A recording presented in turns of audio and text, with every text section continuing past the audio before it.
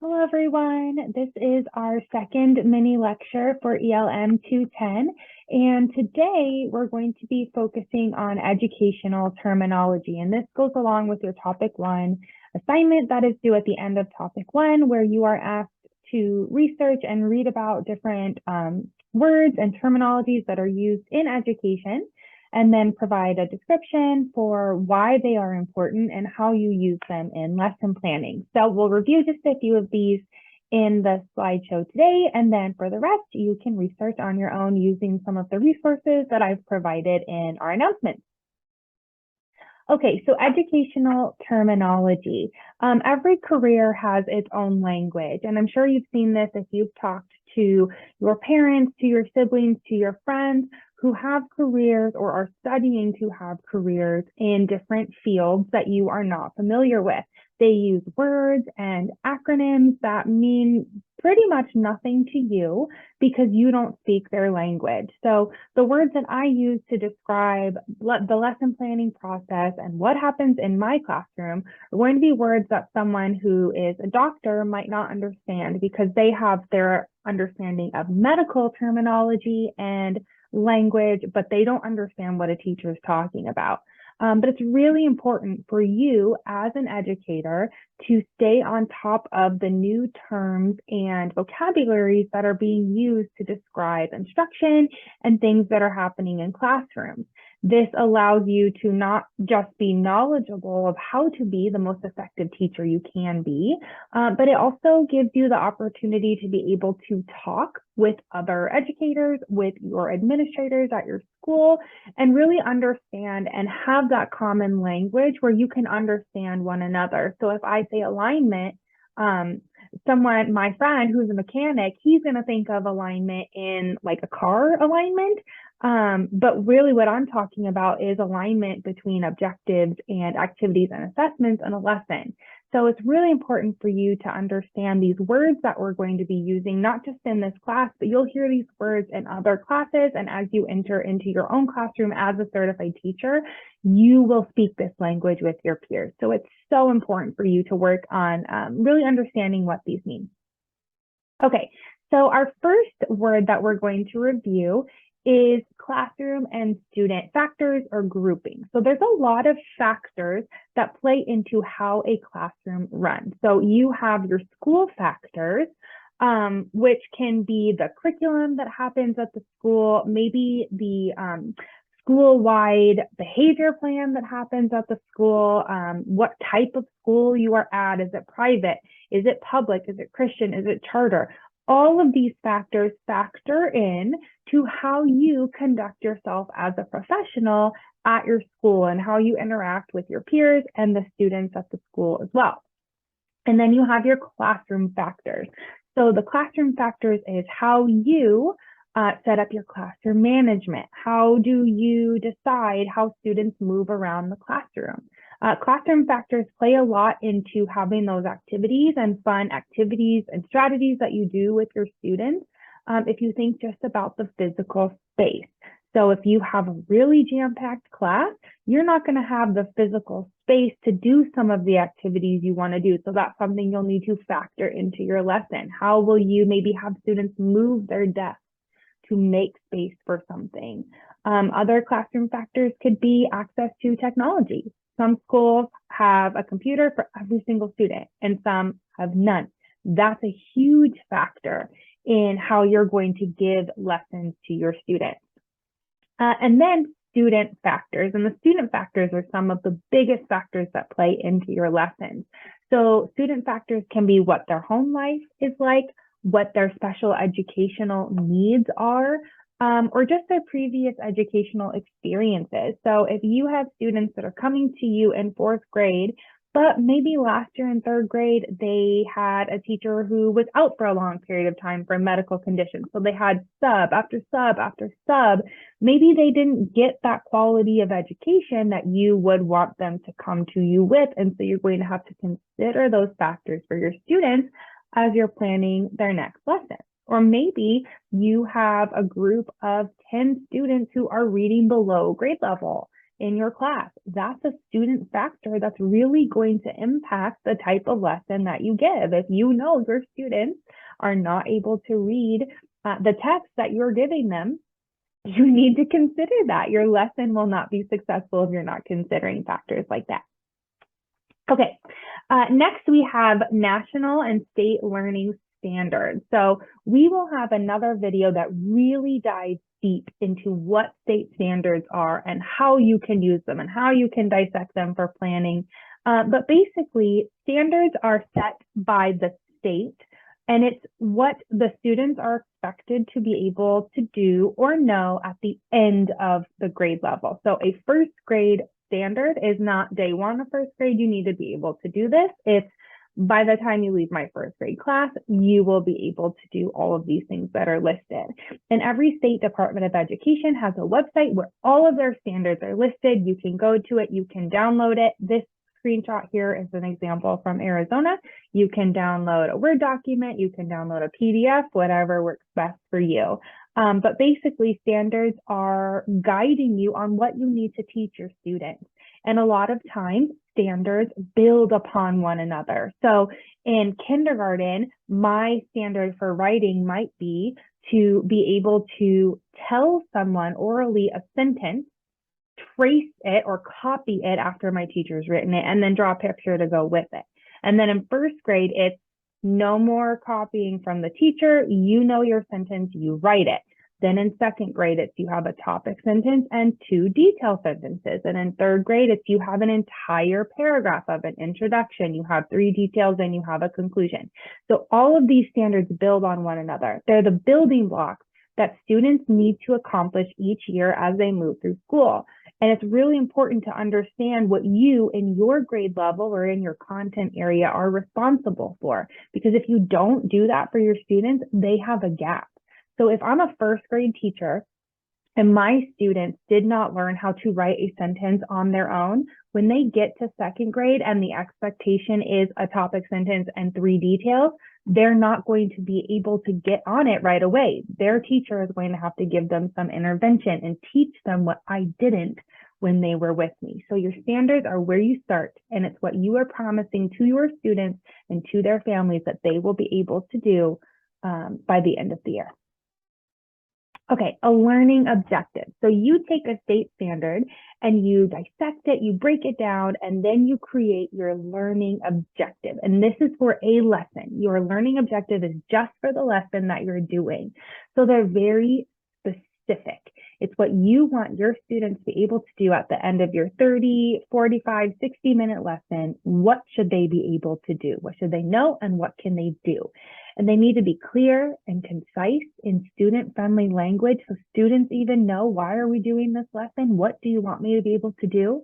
And they need to be measurable. It needs to be something that you can observe a student do, that they can do in an assessment so that you know they're able to do it. So if my objective is to write a complete sentence with a subject and an action, that is something that I can see if students can do. I can hand them a piece of paper, an exit ticket, and say, write me a sentence, a subject and an action, and they can hand it back to me and I can look at it and I can say, yes, they can do this, no, they cannot, or they're almost there, but they need a little bit of help. So when your objectives are specific and measurable, it's a great way for you to look at the data from your student exit tickets and assessments and know, where are they, where are they not, and how can I help them? Okay, alignment. We talked a little bit about this before, but alignment is when all of the plans you have in a lesson kind of fall into place and support one another. So, for example, if I have an objective that is the students will be able to write a complete sentence with a subject and an action, that's what I want them to be able to do. So in thinking about the instructional activities that I'm doing with my students, what I'm teaching them is that I'm teaching them how to write a sentence with a subject and an action. And I know it sounds pretty obvious, but sometimes your lessons can get out of alignment because we write our objectives first and then we think, oh, how are we going to do this? This will be so fun. And then we don't go back to the objective and check. Am I actually having the students do what I said I want them to be able to do. And then the assessment, again, has to assess that learning objective. So if my objective is, students will be able to write a sentence with a subject and an action, and then I teach them how to do that. And I say, I model for them, okay, I'm going to think of a subject, which is a noun. So the dog, okay, the dog. And then I need an action, run. So the dog runs. That's my sentence. And then the students all do their own sentences where they think of their own noun and their own action.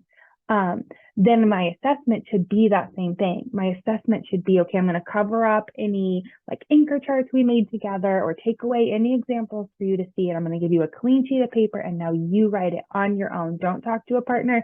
I'm not going to help you with your time to shine. You write a sentence with a subject and an action. An assessment that would be out of alignment would be if you just have a student read a sentence with a subject and an action. It's great that they can read it, but that wasn't your objective. Your objective was they write it. So we're going to practice alignment a lot in topic 2 because it's really important. So more on this later.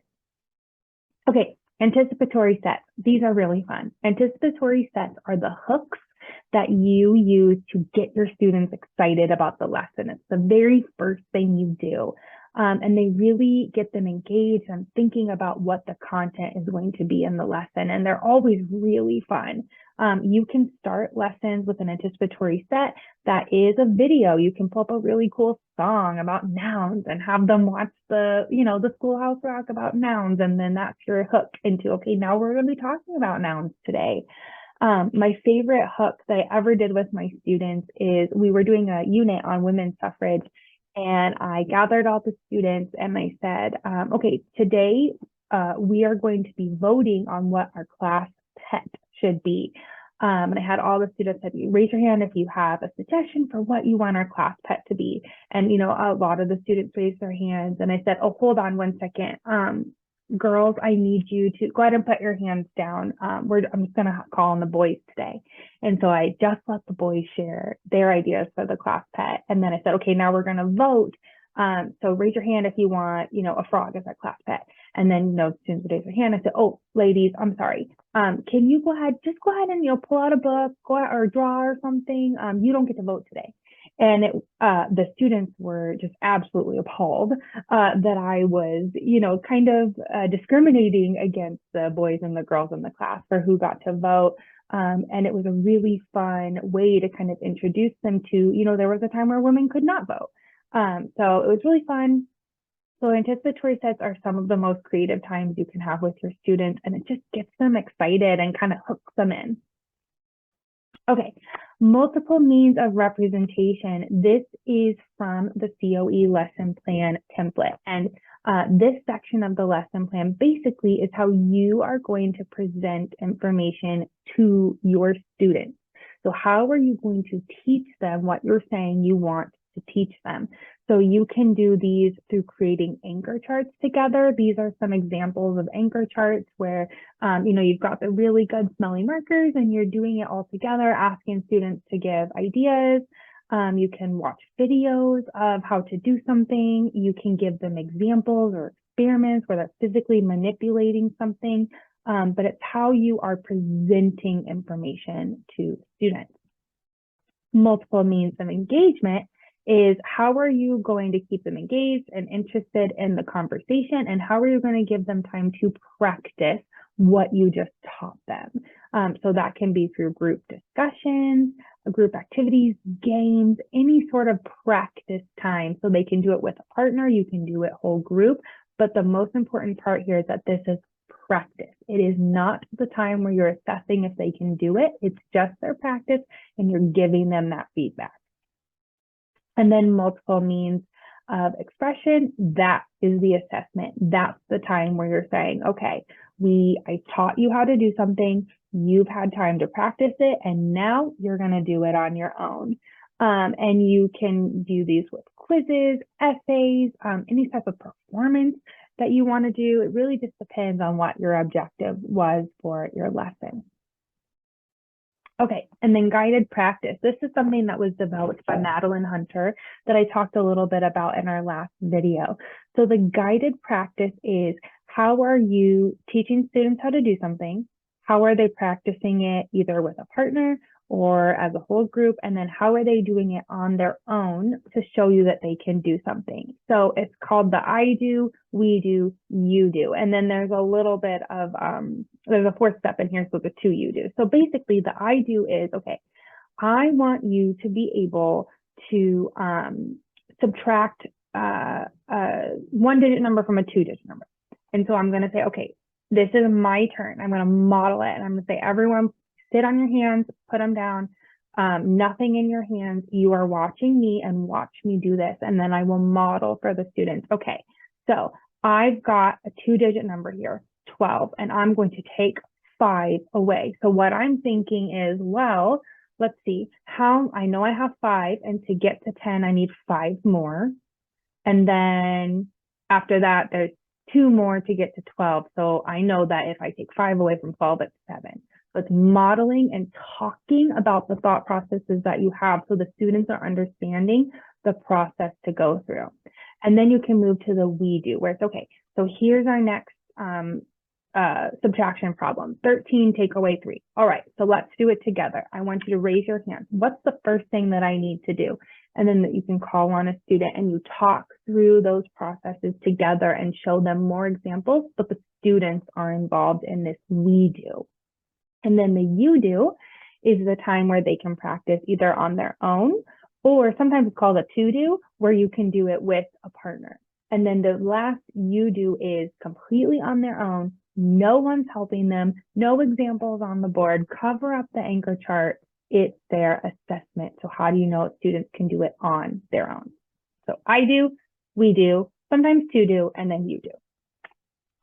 Okay, and then that independent practice is part of that guided practice. It's when students do something on their own, because it's really great to model for them. It's really great for them to practice with a partner.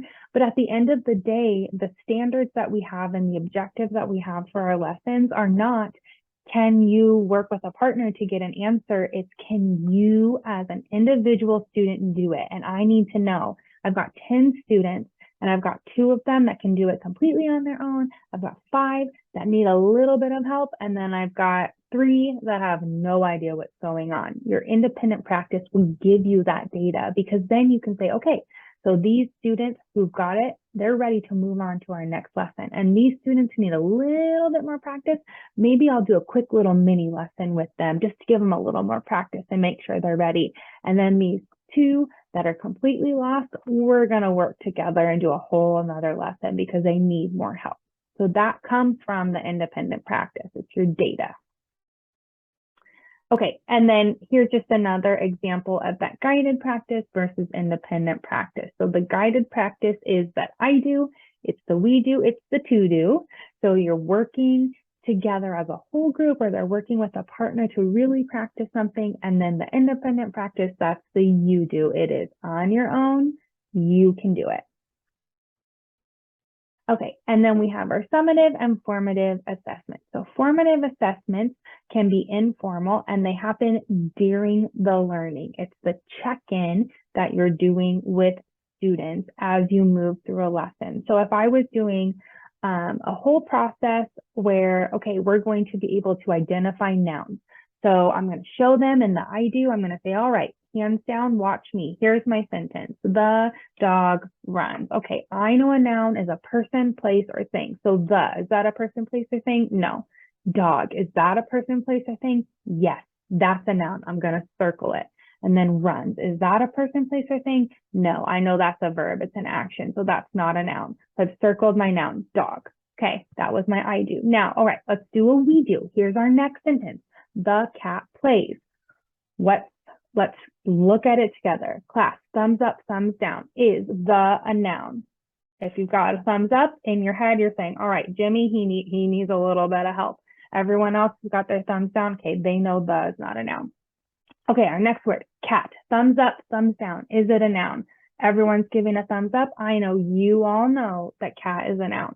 It's informal and it happens during your practice. And then the summative is what happens after all of that practice. It's the you do. So after we've done our examples together, then I can give the students a sheet of paper that has 3 sentences on it. And I'll say, all right, on your own, no one's helping you, circle the nouns in all the sentences. And that's my summative assessment. It's at the end. It's a summary of all the learning. Okay. And then cross-curricular, this is something that you may have seen a lot when you were in your own classes. Cross-curricular is just that if you are teaching one thing in one subject, you can teach it in all subjects. And it really helps to kind of make a cohesive learning time for students. So a great example of this, when I taught 4th grade, I only taught 4th grade social studies and language arts. And then my partner taught 4th grade math and science.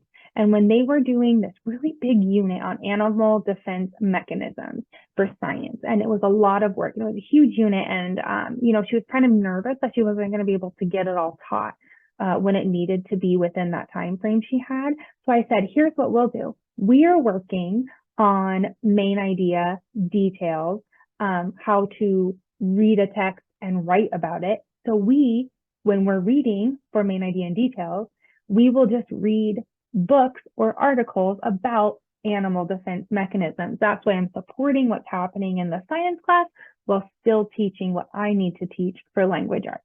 So if you work in middle school, this takes a lot of time to meet with your peers and say, how can we all kind of teach the same content, but the skills that our different standards require. And if you teach in your own class and you have your own students and you teach all the subjects, then it just takes planning on your part to say, okay, so if we're learning about dogs, this is our unit, dogs, how can I teach about dogs in science? And can we read about dogs in math? Can we read about dogs in reading? Can we write about dogs in writing? And can we do some sort of math problems where we're doing word problems about dogs in math? Okay, so that's it. If you have any questions, go ahead and just reach out to me. I'm here for you. But there's a lot of terminology in this coming assignment. So my suggestion would be to take a look at some of the resources that I've provided for you.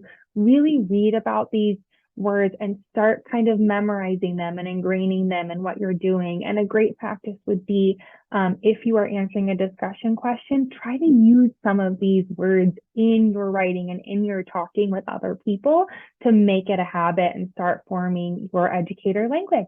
All right, have a wonderful day.